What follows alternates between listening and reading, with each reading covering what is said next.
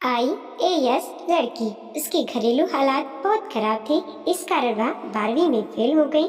उसके बाद तो जैसे उसकी जिंदगी थम सी गई थी। सारे सपने टूट गए थे। जिससे एक तरफा प्यार करती थी, उससे भी आंखें मिलाने की हिम्मत नहीं बची थी। वह पढ़ाई में फिसडी थी, मगर जिससे प्यार हुआ वह स्कूल टॉपर था। वह क्लास में टुकुर टुकुर उसे देखा करती थी, मगर वह उसकी तरफ नजर उठाकर भी नहीं देखता था। फिर भी उसकी चाहत कम नहीं हुई थी। प्यार था जो बढ़ता ही जा रहा था। वह उसे रह रहकर याद आता था। ये कहानी रीमा की है, जो एक गरीब घर की लड़की थी। पिता पियक्कड़ था, जितना कमाता था सब पीने में उड़ा देता था। इतना ही नहीं, वह घर में भी हर समय कले रखता था। रीमा की माँ को मार पीट करके घर से निकाल देता था, फिर महीनों तक उसे पीहर से वापस नहीं लाता था। ऐसी हालतों में बच्चे भी पीने वाले पिता के पास न रहकर माँ के साथ चले जाते थे। रीमा और उसके भाई बहन की जिंदगी तो एक चक्कर घिन्नी बन हुई थी। उसका आधा समय तो ननिहाल में ही गुजरता था।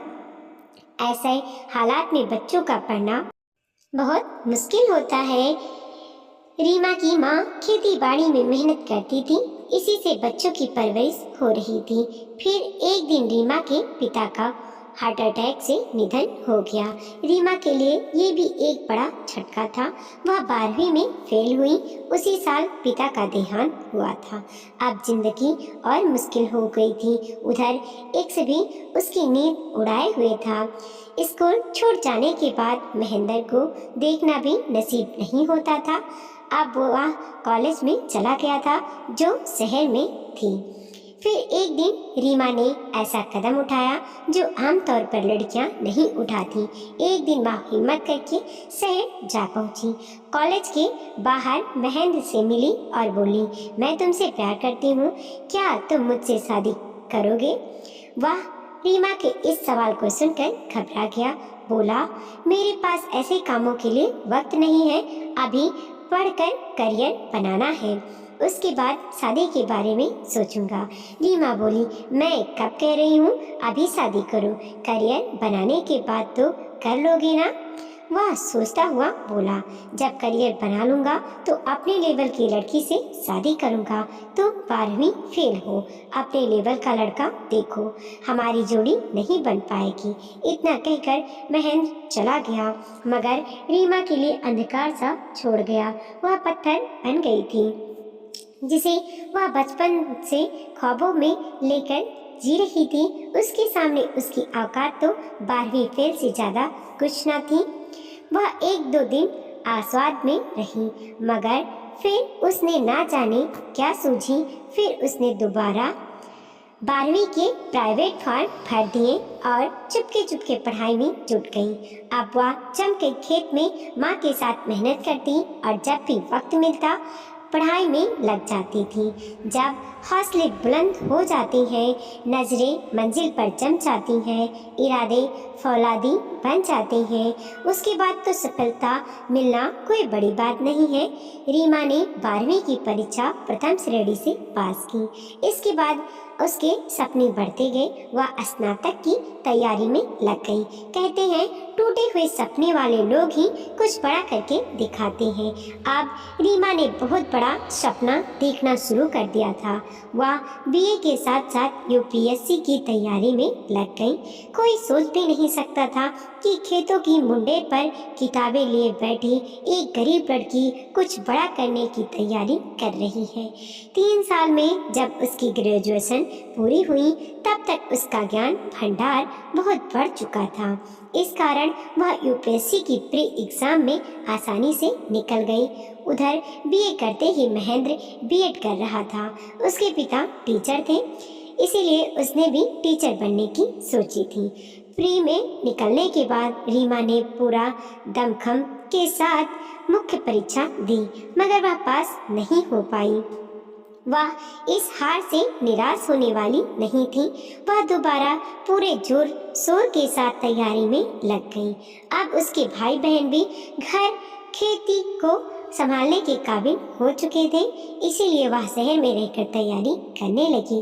3 साल की अखंड तपस्या के बाद उसने आईएएस में टॉप कर दिया। ज्यों ही रिजल्ट आया, रीमा के गांव में ही नहीं पूरे जिले में उसके नाम की चर्चे होने लगे।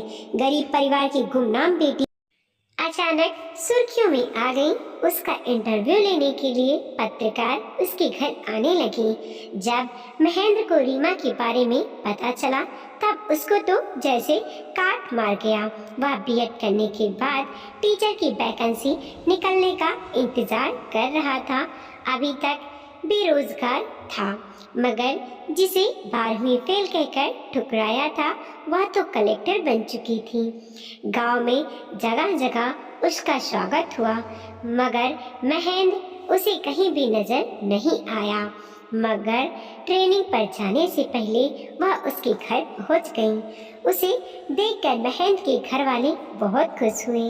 महेंद्र तो उससे नजरें ही नहीं मिला पा रहा था। हाय हेलो से ज़्यादा दोनों में बातें नहीं हो सकी, मगर वापस आते समय रीमा उसे एक चिट्ठी दे आई। बोली, अकेले में बैठकर पढ़ना। महेंद्र अकेले में जाकर चिट्ठी पढ़ने लगा। लिखा था, आमने सामने बैठकर बात नहीं कर पाएंगे, इसीलिए चिट्ठी देकर जा रही हूँ। जब मैं 5वीं क्लास में थी तभी से तुम मुझे अच्छे लगने लगे थे। तुम्हारी नज़र मुझ पर नहीं पड़ती थी क्योंकि तुम लेवल में मुझसे बहुत आगे थे। तुम्हारे पिताजी अध्यापक थे, इसीलिए तुम्हारे पास अच्छे कपड़े और अच्छे जूते हुआ करते थे, मगर मेरे पास तो पहनने के लिए ढंग के कपड़े भी नहीं थे। जिस दिन स्कूल ड्रेस की छुट्टी हुआ करती थी उस दिन भी मैं ड्रेस पहनकर ही स्कूल आया करती थी। गुरुजी कहा करते थे, इस लड़की को स्कूल ड्रेस से बहुत अच्छी लगती है, इसीलिए ड्रेस की छुट्टी के दिन भी यह स्कूल ड्रेस में ही आती है। मगर सच यह था कि मेरे पास स्कूल ड्रेस के अलावा कोई और पहनने लायक कपड़े होते ही नहीं थे। मेरे पिता को तो तुम जानते ही थे, वो दिन रात पीने में ही रहते थे। मजदूरी करके जितना कमाते थे उससे ज़्यादा कि वो पी जाते थे। हमें तो माँ ने ही पाला था। वह रात दिन मेहनत करके खेत में अनाज और सब्जियां पैदा करती थी। मेरा बाप उस पैसों के लिए बहुत पीटता था माँ को, घर से निकाल देता था। जब माँ नानी के यहाँ होती थी तब महीनों तक हमारी स्कूल छूट जाया करती थी। घर में कलह के कारण पढ़ाई में मन ही नहीं लगता था। मैं तो स्कूल ही तुम्हें देखने ही के लिए आया करती थी। 12वीं तक आते आते तो हमारे घर के हालात बहुत खराब हो गए थे। इतनी टेंशन रहती थी कि मुझे किताबों से भी डर लगता था। नतीजा ये हुआ कि मैं फेल हो गई और इधर मेरे बाप का देहांत हो गया था। तुम पढ़ने के लिए शहर चले गए थे, तब तक तुम नजरों के सामने थे, तब तो सब ठीक था, मगर तुम्हारे दूर जाते ही दिल में आग सी लग गई। तुम्हें देखे बिना दिल को चैन ही नहीं मिलता था। आखिर मैं हिम्मत करके तुम्हारे पास में गई, तुम्हें दिल का हाल बताया, मगर तुम तो मेरे सपनों के महेंद्र से बिल्कुल अलग निकले। सपनों में तो तुम मुझे बहुत लाड लड़ाते थे, मगर सामने जाते ही क्या बोले कि मैं तुम्हारे लेवल की नहीं हूँ। हमारे बीच में ये लेवल कहाँ से आ गया महेंद्र? मैंने तो हर सांस में तेरा नाम ले लेकर वक्त गुजारा था। मेरी आंखों में देखते तब तुझे पता चलता कि मैं तुमसे कितनी उम्मीद रख कर जी रही हूँ। जब तुमने गैरों की तरह मुझसे बात की तो सचमुच मुझे बहुत बुरा लगा। 2 दिन तो मैंने खाना भी नहीं खाया। फिर मुझे समझ में आया कि हमारे मिलने के बीच ये लेवल आ रहा है। क्यों ना मैं इस लेवल को ही खत्म कर दूं। फिर मैंने दोबारा पढ़ने का फैसला किया। तुम्हारे प्यार की ताकत के बल पर मैं आगे बढ़ती गई।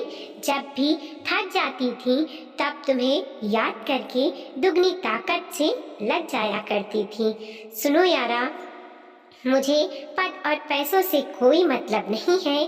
पता नहीं क्यों चाहिए, मगर मुझे सिर्फ तू चाहिए।